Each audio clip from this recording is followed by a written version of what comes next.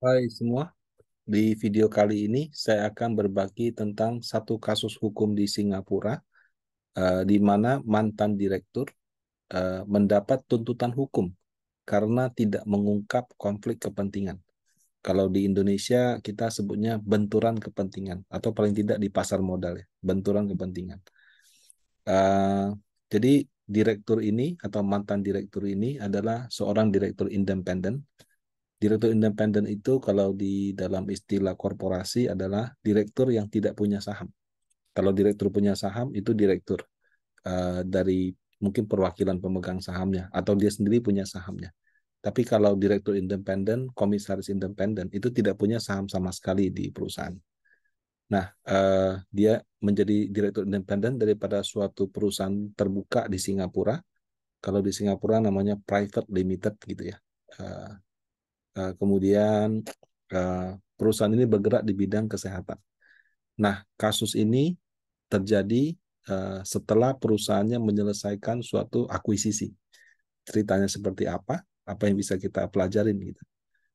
Jadi direktur sebutlah CC gitu ya.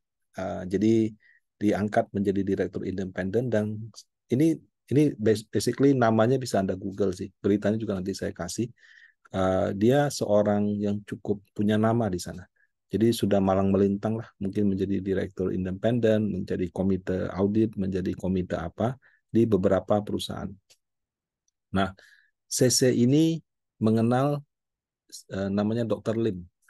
Dr. Lim ini dia punya klinik kesehatan yang cukup laris gitu. Nah, kemudian waktu si CC menjadi direktur di perusahaan SOG ini, ya Singapore OG kalau nggak salah ya, itu dia merekomendasikan gitu ya. Jadi waktu dia kerja itu dia rekomendasikan, gimana kalau SOG ini kan perusahaan bergerak di bidang kesehatan. Bagaimana kalau kita akuisisi perusahaan klinik aja gitu. Jadi kebetulan ini ada Dr. Lim nih bagus gitu, kliniknya bagus. Kemudian saya nggak tahu ya apakah Dr. Lim yang menawarkan ke CC atau CC yang hubungi Dr. Lim. Intinya di CC kemudian akhirnya mempertemukan dia dengan CEO perusahaan sama financial controller atau CFO kalau di istilah itu ya, dengan Dr. Lim di Juli 2015. Oke, ditawarkan ini ada bisnis nih gimana jalan, oke apa enggak. Pertemuannya bulan Juli cepat sekali, November sudah deal. Jadi SOG ini akan membeli klinik Dr. Lim seharga 26,5 juta SIM dolar atau kalau dirupiahkan kira-kira 291 M. Jadi apa pembeliannya dilakukan November 2015 ya, mungkin pembayarannya satu juga atau jeda 1 bulan. Nah, di Februari 2016 PT Paro ya.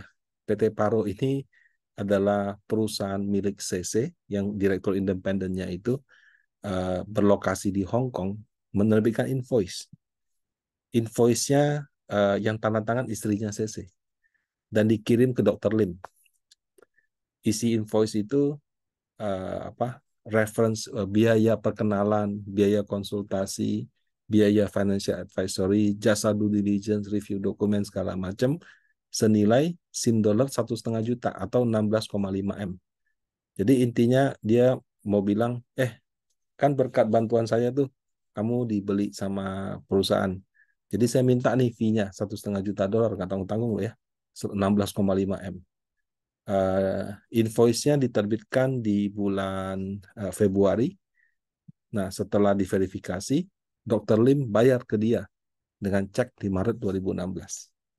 Nah, apakah menurut Bapak Ibu etis?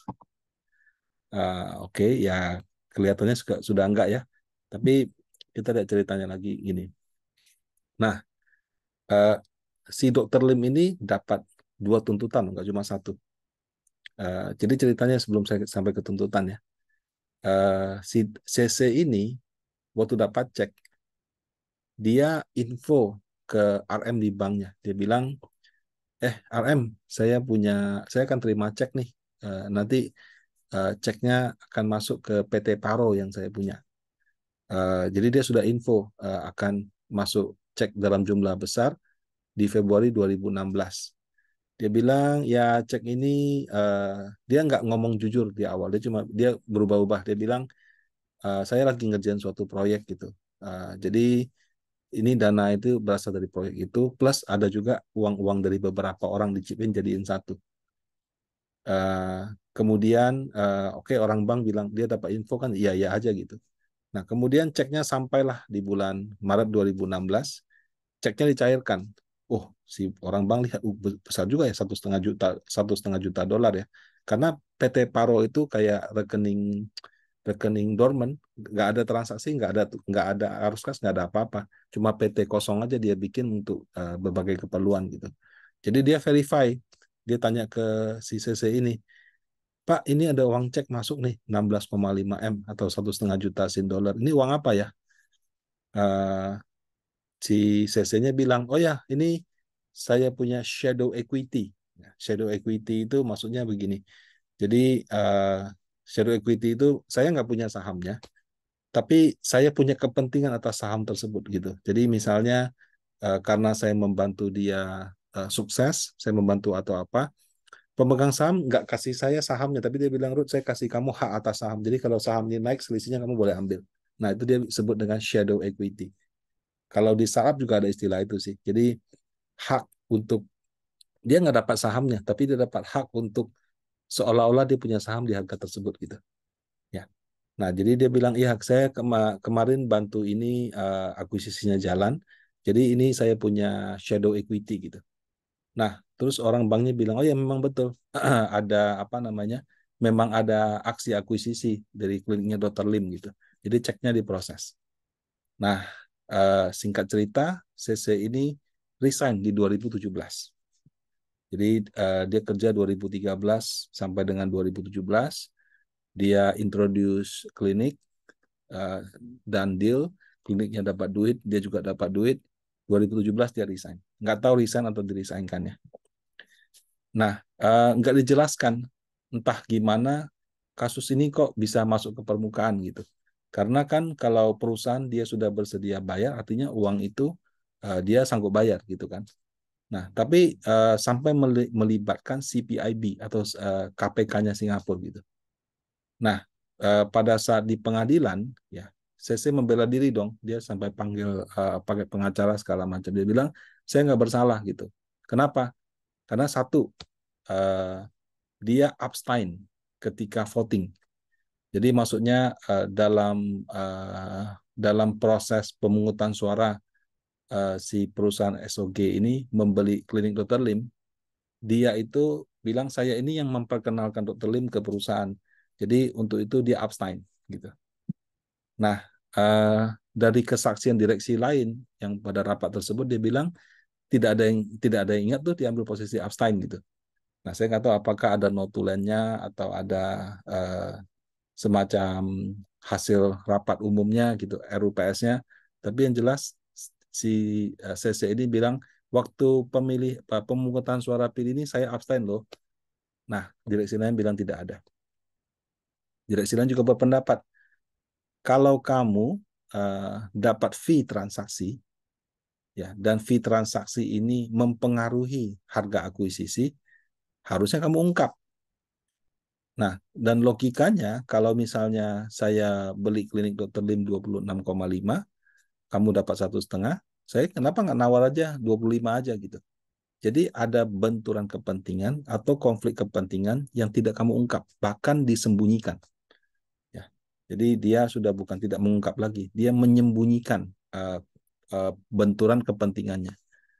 Nah, dalam praktek good corporate governance yang baik, benturan kepentingan itu terus terang merupakan suatu pelanggaran yang parah gitu dan bisa tindak pidana Bapak Ibu seperti itu. Nah, kasus ini cukup mendapat sorotan di media massa ya karena tadi itu direkturnya perusahaan terkenal, Bapak Ibu Google aja ya. Ini juga masuk di Channel News Asia, dia menyembunyikan $1,5 juta gitu. Jadi perusahaan ini, perusahaan SOG ternyata sebelum kasus ini yang saya bahas juga sudah pernah menggugat. Jadi ceritanya sudah pernah digugat sebelumnya sama perusahaan. Cuman kasusnya timbul tenggelam, mereka mau settlement, tapi ternyata nggak settle-settle, baru kasus ini masuk lagi di media massa. Nah, ini kayaknya ada bagian yang saya mungkin kelupaan. Gugatan dia tuh ada dua, Bapak Ibu. Gugatan yang pertama menyembunyikan konflik kepentingan. Gugatan yang kedua adalah dia itu waktu menyampaikan kepada bank itu dia tidak mengungkap bahwa itu adalah fee transaksi. Dia bilangnya adalah shadow equity. Jadi dianggap dia itu membohongi bank tentang sumber dana transaksi. Jadi yang gugat dia nggak cuma kasus korupsinya, maksudnya kasus dia ini, tapi bank juga menuntut dia bahwa ketika dia menyetorkan cek pada tahun 2016 yang lalu, dia tidak mengungkap sumber dananya dengan jujur, sehingga banknya juga menggugat dia.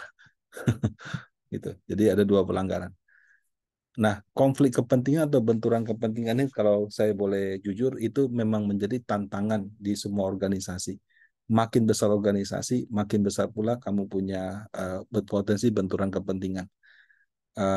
Ya, kadang-kadang ada orang mengambil keuntungan dari posisinya, dia bikin usaha sendiri, bersaing dengan bisnis perusahaan gitu.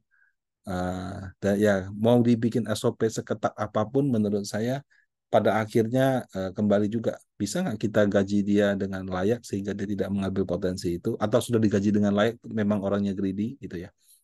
Kemudian apakah orang yang dipekerjakan tersebut memiliki integritas yang bisa dipercaya? Ya, kalau tidak ada integritas ya SOP background check seperti apapun ya tetap berpotensi ada penyalahgunaan. Nah, jadi dalam konteks kita melihat suatu kasus, kesalahan mungkin akan terjadi ya, bukan mungkin, sudah pasti akan terjadi kalau ada keterlibatan manusia. Yang harus kita lihat itu adalah ketika kesalahan itu terjadi, apakah memang kelalaian, mungkin training kita kurang, orangnya kurang kompeten, tapi ya sudahlah, ini kan bagian dari proses bisnis. Yang lebih penting lagi, apakah itu sengaja salah karena dia mendapatkan keuntungan pribadi. Nah, kalau seperti itu, menurut saya ada kriminalnya sih. Jadi demikian ya kira-kira tentang kasus hukum yang saya bahas. Semoga bermanfaat bagi Bapak Ibu semua. Terima kasih.